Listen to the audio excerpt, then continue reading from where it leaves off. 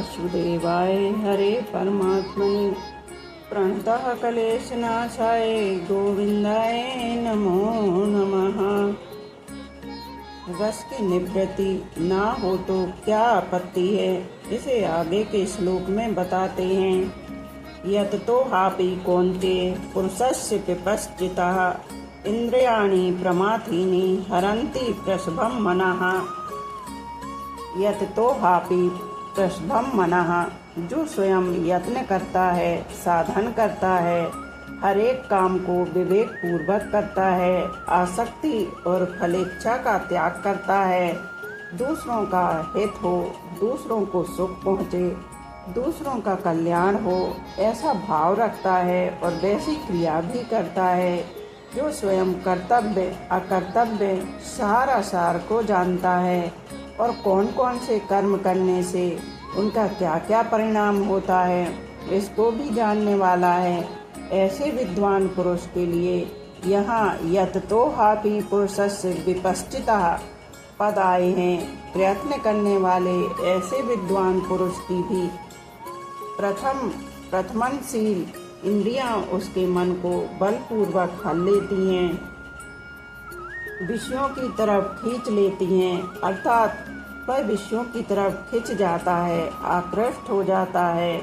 इसका कारण यह है कि जब तक बुद्धि सर्वथा परमात्म तत्व में प्रतिष्ठित स्थित नहीं होती, बुद्धि में संसार की यत्किंचित सत्ता रहती है, विषयेंद्रिय संबंध से सुख होता है, भोगे हुए भोगों के संस्कार रहते हैं, तब तक साधन परायण बुद्धिमान विवेक की पुरुष की भी इंद्रियां सर्वथा वश में नहीं होती।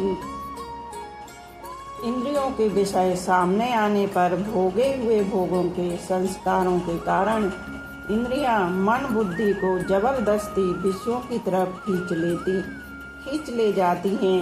ऐसे अनेक ऋषियों के उदाहरण भी आते हैं, जो विषयों के सामने आने पर विचलित हो गए। अतः साधक को अपनी इंद्रियों पर कभी भी मेरी इंद्रियां बस में हैं ऐसा विश्वास नहीं करना चाहिए और कभी यह भी अभिमान नहीं करना चाहिए कि मैं जितेंद्रिय हो गया हूँ। पूर्व श्लोक में यह बताया कि रस बुद्धि रहने से यत्न करते हुए विद्वान मनुष्य की भी इंद्रियां उसके मन को हर लेती हैं, जिससे उसकी बुद्धि परमात्मा में प्रतिष्ठित नहीं होती। अतः रस बुद्धि को दूर कैसे किया जाए, इसका उपाय आगे के श्लोक में बताते हैं। तानि सर्वाणि संयम्य युक्त आसीत् मत्परः वसेहि यस्येन्द्रियाणि तस्य प्रज्ञा प्रतिष्ठिता। तानि सर्वाणि संयम युक्त आसीत् मत्परः, जो बलपूर्वक मन का हरण करने वाली इंद्रियां हैं, उन सबको बस में करके अर्थात सजगता पूर्वक उनको कभी भी विषयों में विचलित न होने देकर स्वयं मेरे परायण हो जाए। तात्पर्य यह हुआ कि जब साधक इंद्रियों को बस में करता है, तब उसमें अपने बल का अभिमान रहता है कि मैंने इंद्रियों को अपने बस में किया है। यह अभिमान साधक को उन्नत नहीं होने देता और उसे भगवान से विमुख कर देता है। अतः साधक इंद्रियों का संयमन करने में कभी अपने बल का अभिमान न करे, उसमें अपने उद्योग को कारण न माने, प्रत्युत केवल भगवत कृपा को ही कारण माने कि मेरे को इंद्रियों के संयमन में जो सफलता मिली है वह केवल भगवान की कृपा से ही मिली है। इस प्रकार केवल भगवान के परायण होने से उसका साधन सिद्ध हो जाता है। मतपरः कहने का मतलब है कि मानव शरीर का मिलना, साधन में रुचि होना, साधन में लगना, साधन का सिद्ध होना, ये सभी भगवान की कृपा पर ही निर्भर हैं। परंतु अभिमान के कारण मनुष्य का इस तरफ ध्यान कम जाता है। कर्मयोगी तो कर्म करने की प्रधानता रहती है और उसमें वह अपना ही पुरुषार्थ मानता रहता है। अतः भगवान विशेष कृपा करके कर्मयोगी साधक के लिए भी अपने परायण होने की बात कह रहे हैं। भगवान के परायण होने का तात्पर्य है केवल भगवान में ही महत्व बुद्धि हो कि भगवान ही मेरे हैं और मैं भगवान का हूँ। संसार मेरा नहीं है और मैं संसार का नहीं हूँ, कारण कि भगवान ही हरदम मेरे साथ रहते हैं, संसार मेरे साथ रहता ही नहीं।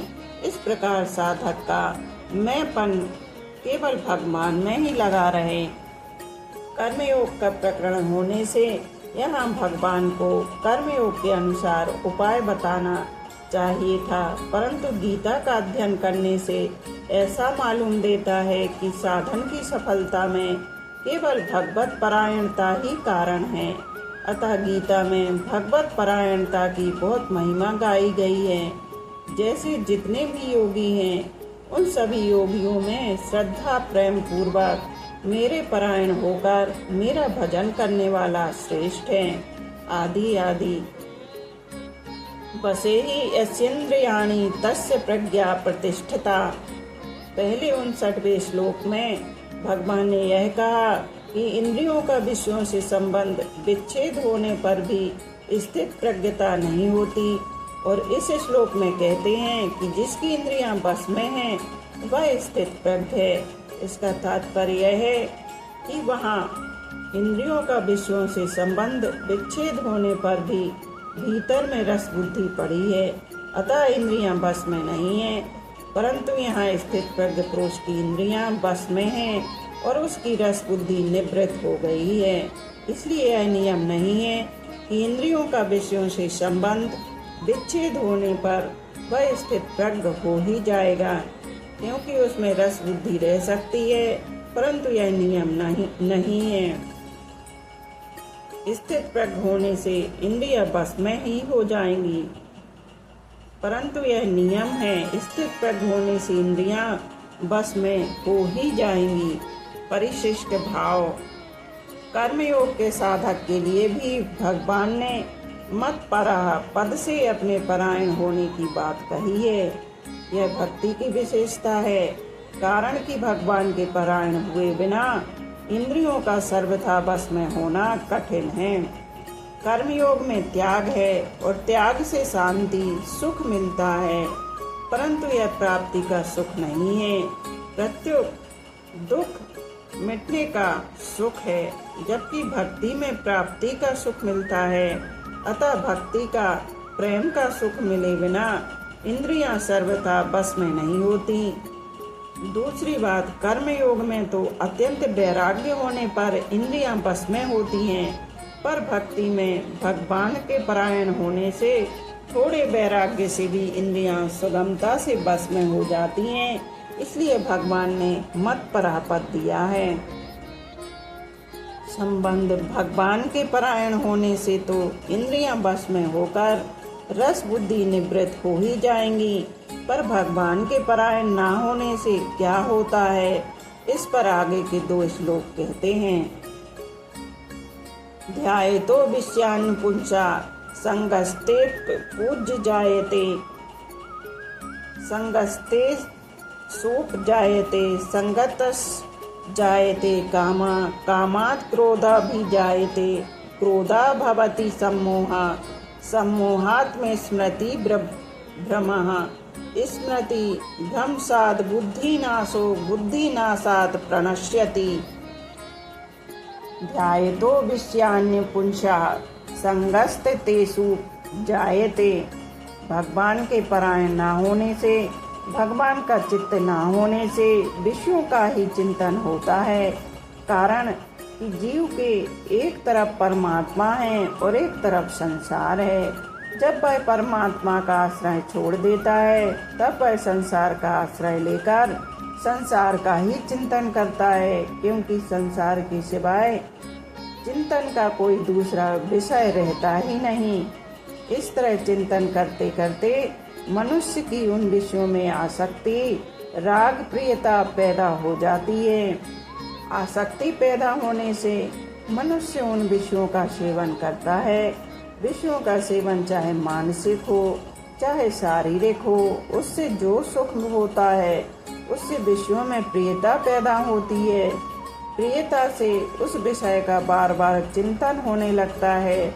अब उस विषय का सेवन करें चाहे ना करें, पर विषयों में राग पैदा हो ही जाता है, यह नियम है। संगात संजायते कामः, विषयों में राग पैदा होने पर उन विषयों को प्राप्त करने की कामना पैदा हो जाती है कि वे भोग वस्तुएं मेरे को मिलें। कामात क्रोधो अभिजायते, कामना के अनुकूल पदार्थों के मिलते रहने से लोभ पैदा हो जाता है और कामना पूर्ति की संभावना हो रही है, पर उसमें कोई बाधा देता है तो उस पर क्रोध आ जाता है। कामना एक ऐसी चीज है जिसमें बाधा पड़ने पर क्रोध पैदा हो ही जाता है। वर्ण आश्रम गुण योग्यता आदि को लेकर अपने में जो अच्छाई का अभिमान रहता है, उस अभिमान में भी अपने आदर सम्मान आदि की कामना रहती है। उस कामना में किसी व्यक्ति के द्वारा बाधा पड़ने पर भी क्रोध पैदा हो जाता है। कामना रजोगुणी वृत्ति है, सम्मोह तमोगुणी वृत्ति है और क्रोध रजोगुण तथा तमोगुण के बीच की वृत्ति है। कहीं भी किसी भी बात को लेकर क्रोध आता है तो उसके मूल में कहीं न कहीं राग अवश्य होता है। जैसे नीति न्याय से विरुद्ध काम करने वाले को देखकर क्रोध आता है तो नीति न्याय में राग है। अपमान तिरस्कार करने वाले पर क्रोध आता है तो मान सत्कार में राग है। निंदा करने वाले पर क्रोध आता है तो प्रशंसा में राग है। दोषारोपण करने वाले पर क्रोध आता है तो निर्दोषता के अभिमान में राग है, आदि आदि। क्रोधात् भवति सम्मोह, क्रोध से सम्मोह होता है अर्थात मूलता छा जाती है। वास्तव में देखा जाए तो काम, क्रोध, लोभ और ममता इन चारों से ही सम्मोह होता है। जैसे काम से जो सम्मोह होता है उसमें विवेक शक्ति घट जाने से मनुष्य काम के वशीभूत होकर ना करने लायक कार्य भी कर बैठता है। दूसरा, क्रोध से जो सम्मोह होता है उसमें मनुष्य अपने मित्रों तथा पूज्य जनों को भी उल्टी सीधी बातें कह बैठता है और ना करने लायक बर्ताव भी कर बैठता है। तीसरा, लोभ से जो सम्मोह होता है उसमें मनुष्य को सत्य असत्य, धर्म अधर्म आदि का विचार नहीं रहता और वह कपट करके लोगों को ठग लेता है। चौथा, ममता से जो सम्मोह होता है उसमें संभाव नहीं रहता, प्रत्युत पक्षपात पैदा हो जाता है। अगर काम, क्रोध, लोभ और ममता इन चारों से ही सम्मोह होता है तो फिर भगवान ने यहाँ केवल क्रोध का ही नाम क्यों लिया? इसमें गहराई से देखा जाए तो काम, लोभ और ममता इनमें तो आपने सुख भोग और स्वार्थ की वृत्ति जागृत रहती है, पर क्रोध में दूसरों का अनिष्ट करने की वृत्ति जागृत रहती है। अतः क्रोध से जो सम्मोह होता है वह काम, लोभ और ममता से पैदा हुए सम्मोह से भी भयंकर होता है। इस दृष्टि से भगवान ने यहाँ केवल क्रोध से ही सम्मोह होना बताया है। सम्मोहा स्मृति भ्रमा, मूढ़ता छा जाने से स्मृति नष्ट हो जाती है, अर्थात शास्त्रों से, सद्विचारों से जो निश्चय किया था कि अपने को ऐसा काम करना है, ऐसा साधन करना है, अपना उद्धार करना है, उसकी स्मृति नष्ट हो जाती है, उसकी याद नहीं रहती।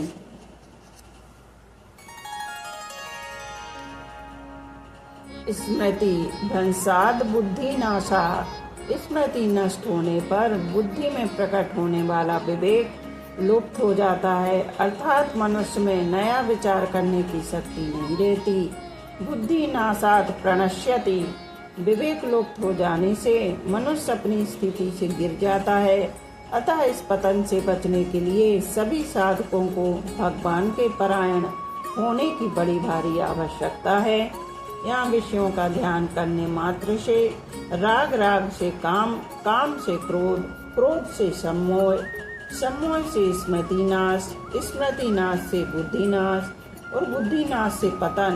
यह जो क्रम बताया है इसका विवेचन करने में तो देरी लगती है, पर इन सभी वृत्तियों के पैदा होने में और उससे मनुष्य का पतन होने में देरी नहीं लगती। बिजली के करंट की तरह ये सभी वृत्तियां तत्काल पैदा होकर मनुष्य का पतन करा देती हैं। संबंध। अब भगवान आगे के श्लोक में स्थित प्रज्ञ कैसे चलता है, इस चौथे प्रश्न का उत्तर देते हैं। राग दोष वियुक्तिस्तु विषयानि निद्रयश्चरन् आत्मवश्यै विधिर्यात्मा प्रसादधिगच्छति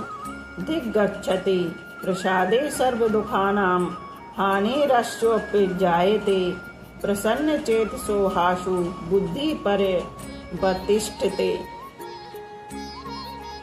तो पूर्व श्लोक में भगवान ने कहा कि आसक्ति रहते हुए विषयों का चिंतन करने मात्र से पतन हो जाता है, और यहाँ कहते हैं कि आसक्ति न रहने पर विषयों का सेवन करने से उत्थान हो जाता है। वहाँ तो बुद्धि का नाश बताया और यहाँ बुद्धि का परमात्मा में स्थित होना बताया। इस प्रकार पहले कहे गए विषय से यहाँ के विषय का अंतर बताने के लिए यहाँ तू पद आया है। विधेय आत्मा, साधक का अंतःकरण अपने बस में रहना चाहिए। अंतःकरण को वशीभूत किए बिना कर्मयोग की सिद्धि नहीं होती। प्रत्युत कर्म करते हुए विषयों में राग होने की और पतन होने की संभावना रहती है। वास्तव में देखा जाए तो अंतःकरण को अपने बस में रखना हर एक साधक के लिए आवश्यक है। कर्मयोगी के लिए तो इसकी विशेष आवश्यकता है। आत्मवश्यै राग दोष वियुक्तः इंद्रियैः, जैसे विधेय आत्मा पद अंतःकरण को बस में करने के अर्थ में आया है, ऐसे ही आत्मवश्यै पद इंद्रियों को बस में करने के लिए अर्थ में आया है। तात्पर्य है कि व्यवहार करते समय इंद्रियां अपने वशीभूत होनी चाहिए, और इंद्रियां वशीभूत होने के लिए इंद्रियों का राग द्वेष रहित होना जरूरी है। अतः इंद्रियों से किसी विषय का ग्रहण राग पूर्वक ना हो और किसी विषय का त्याग द्वेष पूर्वक ना हो। कारण कि विषयों के ग्रहण और त्याग का इतना महत्व नहीं है जितना महत्व इंद्रियों में राग और द्वेष ना होने देने का है। इसलिए तीसरे अध्याय के 34वें श्लोक में भगवान ने साधक के लिए सावधानी बताई है कि प्रत्येक इंद्रिय के विषय में राग और द्वेष रहते हैं। साधक इनके वशीभूत ना हो, क्योंकि ये दोनों ही साधक के शत्रु हैं। 5वें अध्याय के 3 श्लोक में भगवान ने कहा है कि जो साधक राग द्वेष आदि द्वंद्वों से रहित हो जाता है वह सुख पूर्वक मुक्त हो जाता है। विषयान चरण, जिसका अंतःकरण अपने वश में है और जिसकी इंद्रियां राग द्वेष से रहित तथा अपने वश में की हुई हैं, ऐसा साधक इंद्रियों से विषयों का सेवन अर्थात सब प्रकार का व्यवहार तो करता है, पर विषयों का भोग नहीं करता। भोग बुद्धि से किया हुआ विषय सेवन ही पतन का कारण होता है। इस भोग बुद्धि का निषेध करने के लिए ही यहाँ विधेय आत्मा, आत्मवश्यै आदि पद आए हैं। प्रसाद मधिगच्छति, राग द्वेष रहित होकर विषयों का सेवन करने से साधक अंतःकरण की प्रसन्नता को प्राप्त होता है। यह प्रसन्नता मानसिक तप है जो शारीरिक और वाचिक तप से ऊंचा है। अतः साधक को ना तो राग पूर्वक विषयों का सेवन करना चाहिए और न द्वेष पूर्वक विषयों का त्याग करना चाहिए, क्योंकि राग और द्वेष इन दोनों से ही संसार के साथ संबंध जुड़ता है।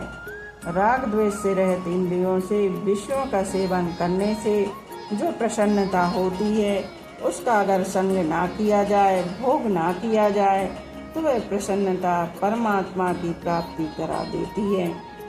प्रसादे सर्व दुखानाम हानिरस्योपजायते, चित्त की प्रसन्नता प्राप्त होने पर संपूर्ण दुखों का नाश हो जाता है, अर्थात कोई भी दुख नहीं रहता। कारण कि राग होने से ही चित्त में खिन्नता होती है, खिन्नता होते ही कामना पैदा हो जाती है और कामना से ही सब दुख पैदा होते हैं। परंतु जब राग मिट जाता है तब चित्त में प्रसन्नता होती है। उस प्रसन्नता से संपूर्ण दुख मिट जाते हैं। जितने भी दुख हैं वे सब के सब प्रकृति और प्रकृति के कार्य शरीर संसार के संबंध से ही होते हैं और शरीर संसार से संबंध होता है। सुख की लिप्सा से सुख की लिप्सा होती है खिन्नता से, परंतु जब प्रसन्नता होती है तब खिन्नता मिट जाती है। खिन्नता मिटने पर सुख की लिप्सा नहीं रहती। सुख की लिप्सा ना रहने से शरीर संसार के साथ संबंध नहीं रहता और संबंध ना रहने से संपूर्ण दुखों का अभाव हो जाता है। सर्व दुखानाम हानि। तात्पर्य है कि प्रसन्नता से दो बातें होती हैं, संसार से संबंध विच्छेद और परमात्मा में बुद्धि की स्थिरता। यही बात भगवान ने पहले 53वें श्लोक में निश्चला और अचला पदों से कही है। उसकी बुद्धि संसार में निश्चल और परमात्मा में अचल हो जाती है। यहाँ सर्व दुखानाम हानि का तात्पर्य यह नहीं है कि उसके सामने दुखदायी परिस्थिति आएगी ही नहीं, प्रत्युत इसका तात्पर्य यह है कि कर्मों के अनुसार उसके सामने दुखदायी घटना परिस्थिति आ सकती है, परंतु उसके अंतःकरण में दुख संताप हलचल आदि विकृति नहीं हो सकती। प्रसन्न चेत सो हासो बुद्धि पर्यवतिष्ठते। प्रसन्न स्वच्छ चित्त वाले की बुद्धि बहुत जल्दी परमात्मा में स्थिर हो जाती है, अर्थात साधक स्वयं परमात्मा में स्थिर हो जाता है। उसकी बुद्धि में किंचन मात्र भी संदेह नहीं रहता। मार्मिक बात, भगवत विषयक प्रसन्नता हो अथवा व्याकुलता हो, इन दोनों में से कोई एक भी अगर अधिक बढ़ जाती है तो वह शीघ्र ही परमात्मा की प्राप्ति करा देती है। जैसे भगवान के पास जाती हुई गोपियों को माता पिता भाई पति आदि ने रोक दिया, मकान में बंद कर दिया, तो उन गोपियों में भगवान से मिलने की जो व्याकुलता हुई उससे उनके रजोगुण तमोगुण नष्ट हो गए और भगवान का चिंतन करने से जो प्रसन्नता हुई उससे उनका सत्व गुण नष्ट हो गया। इस प्रकार गुण संग से रहित होकर वे शरीर को वहीं छोड़कर सबसे पहले भगवान से जा मिली। परंतु सांसारिक विषयों को लेकर जो प्रसन्नता और खिन्नता होती है उन दोनों में ही भोगों के संस्कार दृढ़ होते हैं, अर्थात संसार का बंधन दृढ़ होता है। इसके उदाहरण संसार मात्र के सामान्य प्राणी हैं जो प्रसन्नता और खिन्नता को लेकर संसार में फंसे हुए हैं। प्रसन्नता और व्याकुलता में अंतःकरण द्रवित हो जाता है। जैसे द्रवित मोम में रंग डालने से मोम में वह रंग स्थायी हो जाता है, ऐसे ही अंतःकरण द्रवित होने पर उसमें भगवत संबंधी अथवा सांसारिक जो भी भाव आते हैं वे स्थायी हो जाते हैं। स्थायी होने पर वे भाव उत्थान अथवा पतन करने वाले हो जाते हैं। अतः साधक के लिए उचित है कि संसार की प्रिय से प्रिय वस्तु मिलने पर भी प्रसन्न ना हो और अप्रिय से अप्रिय वस्तु मिलने पर भी उद्विग्न ना हो। परिशिष्ट भाव, एक विभाग भोग का है और एक विभाग योग का है। राग द्वेष से युक्त भोगी मनुष्य अगर विषयों का चिंतन करे भी तो उसका पतन हो जाता है, परंतु राग द्वेष से रहित योगी मनुष्य अगर विषयों का सेवन भी करे तो उसका पतन नहीं होता, प्रत्युत वह परमात्मा तत्व को प्राप्त हो जाता है। राग द्वेष से रहित मनुष्य भोग बुद्धि से विषयों का सेवन नहीं करता, अर्थात भोगजन्य सुख रस नहीं लेता, क्योंकि उसका यह ध्येय नहीं है कि वह भोगों को राग पूर्वक न भोग कर त्याग पूर्वक भोगता है। इसलिए उसका अंतःकरण निर्मल हो जाता है। त्याग पूर्वक भोग वास्तव में भोग है ही नहीं, लोगों की दृष्टि में उसके द्वारा भोग का आचरण दिखता है। इसलिए यहाँ विषयान चरण पद आए हैं। राग द्वेष से रहित होने पर प्रसाद की प्राप्ति होती है। हरदम प्रसन्नता रहे, कभी खिन्नता न आए, नीरसता न आए, यह प्रसाद है। इस प्रसाद की प्राप्ति में भी संतोष ना करें, इसका उपभोग ना करें तो बहुत जल्दी परमात्मा की प्राप्ति हो जाती है। आज यहीं पर विश्राम करते हैं, शेष आगे का कल कहेंगे। बोलो राधे राधे।